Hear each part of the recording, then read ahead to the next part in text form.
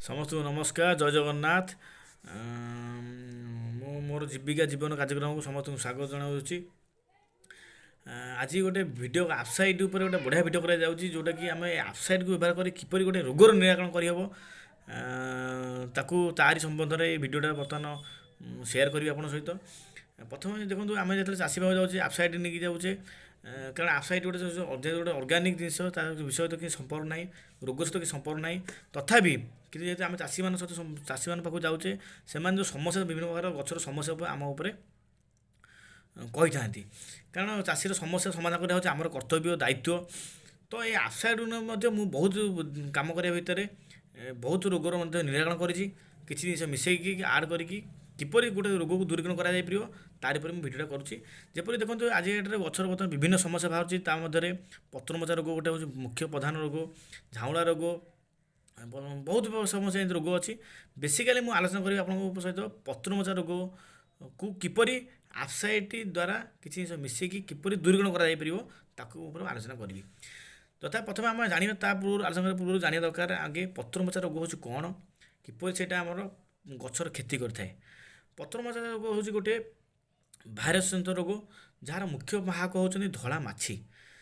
এই ସାଧାରଣତଃ ଧଳା ମାଛି ଗୁଡ଼ିକ କ'ଣ କରନ୍ତି, ଗଛ ପତ୍ର ଉପରେ ବସିଲା ପରେ ସେମାନେ ଯେଉଁ ଭାଇରସ୍ ଛାଡ଼ନ୍ତି, ସେ ଭାଇରସ୍ କ'ଣ କରନ୍ତି, ପତ୍ରର ରସକୁ ଶୋଷି ନିଅନ୍ତି। ଯାହାଫଳରେ କ'ଣ ହୁଏ, ପତ୍ରର କ'ଣ ହୁଏ, ମୋଚା ରୋଗଟା ସୃଷ୍ଟି ହୋଇଥାଏ। ଏହା ମୁଖ୍ୟତଃ ଗଛର ପ୍ରାରମ୍ଭିକ ଅବସ୍ଥାରୁ ଫୁଲ ଆସିବା ପର୍ଯ୍ୟନ୍ତ ମଧ୍ୟ ପ୍ରତ୍ୟେକ ଅବସ୍ଥାରେ ଏହା ଦେଖାଯାଇଥାଏ। ଯଦି ଏହା ପ୍ରାଥମିକ ଅବସ୍ଥାରେ ଦେଖାଯାଉଛି, ତାହେଲେ ଦେଖିବେ ଆମର କଅଁଳିଆ ପତ୍ର ଗୁଡ଼ିକ କ'ଣ ହୁଏ, ମୋଚା ହେଇକି ଛୋଟ ଛୋଟ ହେଇଯାଇଥାଏ। ଆଉ ଯାହାଦ୍ୱାରା କ'ଣ ହୁଏ, ଅମଳ ମାତ୍ରା ବହୁତ ଭାବରେ ପ୍ରଭାବିତ ହୋଇଥାଏ। ଏପରିକି ଅମଳ ମଧ୍ୟ ଆସେ ନାହିଁ, ଯାହା ପାଇଁ ଚାଷୀ ବହୁତ ପଇସା ଖର୍ଚ୍ଚ କରେ ମଧ୍ୟ ତଥାପି ସେହି ରୋଗକୁ ଦୂରୀକରଣ କରିପାରେ ନାହିଁ। ଦ୍ୱିତୀୟରେ, ଯେତେବେଳେ ଫୁଲ ଅବସ୍ଥାରେ ଯଦି ମୋଚା ରୋଗ ଆସେ, ସାଧାରଣତଃ କ'ଣ ହୁଏ, ପତ୍ର ଗୁଡ଼ିକୁ ମୋଡ଼ି ହେଇଯାଆନ୍ତି, ତଳ ପତ୍ର ମୋଟା ହେଇଯାଇଥାଏ। ଆଉ ଫୁଲ ଗୁଡ଼ିକ ଆସନ୍ତି, ଯେଉଁ ଫୁଲ ଗୁଡ଼ିକ ଆସନ୍ତି ବହୁତ ଛୋଟ ଛୋଟ ଫୁଲ ଆସନ୍ତି। ଆଉ ଯାହା ଯଦି ବି ଫୁଲ ଆସିଲେ ପରାଗଣ ଠିକ୍ ସେ ହେଇପାରେ ନାହିଁ।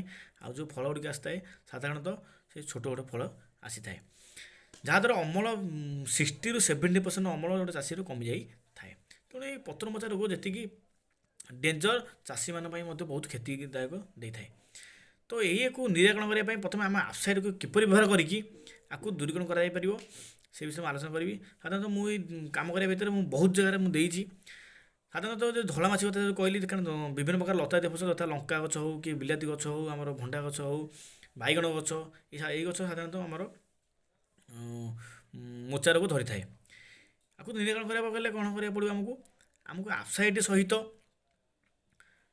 ସହିତ ଗୋଟେ ଗୁଣ୍ଡି ପୋକ ଆସୁଛି, ତାଙ୍କ ଯେକୌଣସି ମାର୍କେଟରେ ଯାହା ଗୁଣ୍ଡି ପୋକ ମିଳୁ, ଗୁଣ୍ଡି ପୋକ ଏବଂ ବୋରନ୍, ଏଇ ତିନିଟା ଜିନିଷ ଯଦି ଟାଙ୍କିରେ ଆମର ଆପ୍ସାଇଟ୍ 15 ml, ଆଉ ମାର୍କେଟରେ ଯାହା ଗୁଣ୍ଡି ପୋକ ମିଳୁଛି ଆଉ ବୋରନ୍ ମିଳୁଛି, ମେଡ଼ିସିନ ମୁତାବକ ଯାହା ସେ କ୍ୱାଣ୍ଟିଟି କହିବ ଟାଙ୍କି ପିଛା ମିଶାଇକି ଯଦି ଆପଣ 3ରୁ 4 ଥର ବ୍ୟବହାର କରନ୍ତି, ତାହେଲେ ମୁଁ 100% ଗ୍ୟାରେଣ୍ଟି ଦେବି ଆପଣଙ୍କର ଯେଉଁ ପତ୍ରମୋଚା ରୋଗ, ଯେଉଁଟାକି ଫୁଲ ଅବସ୍ଥାରେ ଆସିଥାଏ କି ପ୍ରାରମ୍ଭିକ ଅବସ୍ଥାରେ ଆସୁ, ଏ ମୋଚା ଧୀରେ ଧୀରେ ଆପଣଙ୍କର ପରିବର୍ତ୍ତନ ଦେଖାଦେଇଥାଏ।